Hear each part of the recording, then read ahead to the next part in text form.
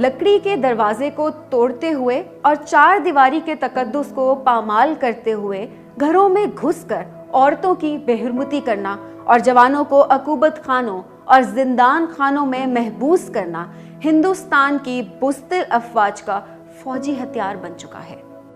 According to the Kashmir Media Service, since 1989, the Indian occupation forces have made 12,000 women widows by killing their husbands, and more than 11,000 women of all ages have been raped by the security forces as an act of vengeance to terrorize the entire Kashmiri population.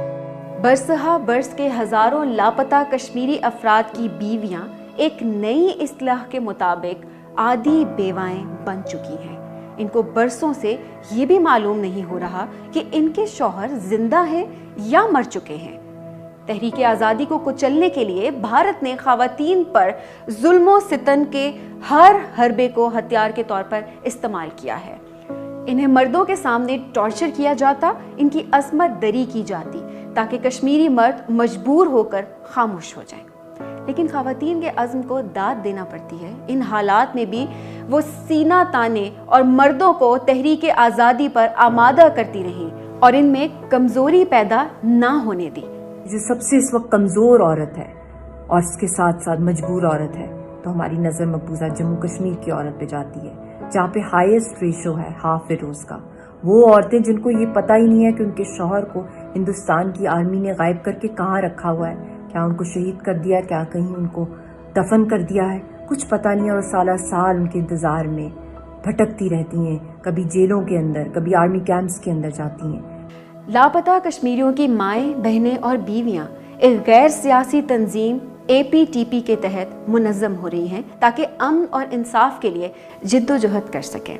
इस तंजीम ने मकबूजा कश्मीर में कई मकामात पर इज्तिमाई कब्रों की निशानदही की है। इसी तरह कई गुमनाम कब्रों की भी निशानदही हो रही है। The grave digger who has in fact dug all those graves a couple of years ago, he told me that all of them bore the marks of bullet wounds or they were subject to other forms of torture and violence, and all of them are buried here. Srinagar की एक आधी बेवा ज़ारा का कहना है कि नवंबर 2010 में उनके शौहर की गुमशुदगी के 8 बरस इंतज़ार के बाद पुलिस स्टेशन वो जा पहुंची और फरियाद की कि इसे सिर्फ एक मर्तबा इसके शौहर से मिला दिया जाए। अगर वो जिंदा है तो सिर्फ उसे दिखा ही दिया जाए, और अगर वो मर चुका है तो इसकी कब्र का पता ही बता दें। The only hope they have is that their husbands may probably be buried in more than 6,000 mass graves uncovered by Kashmiris in remote areas.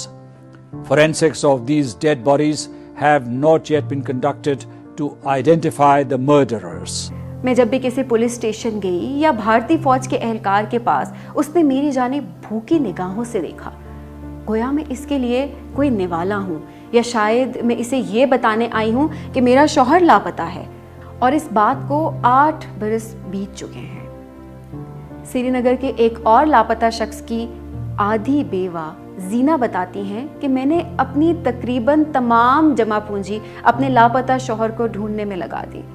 हमें दिलासे देने वाले भारतीय फौज के एक अफसर ने आधी रात को हमारे घर के चक्कर लगाने शुरू कर दिए। वो इसरार करता था कि मेरी 16 साला बेटी से बात करना चाहता है। तभी मैंने कबूल कर लिया कि अब इस मामले का बाब बंद हो गया है। मैं शौहर के बाद बेटी को खोने का खतरा मोल नहीं ले सकती। ज़रूरत इस अमर की है कि पूरी दुनिया में औरत के हकूक़ के लिए जिद्दोजहद करने वाली ख़वातीन कश्मीरी ख़वातीन के दुख और अलम का एहसास करें, दुनिया के मुख्तलिफ प्लेटफॉर्म्स पर उनको हुकूक दिलाने की कोशिश करें। OIC में इनके लिए बात की जाए।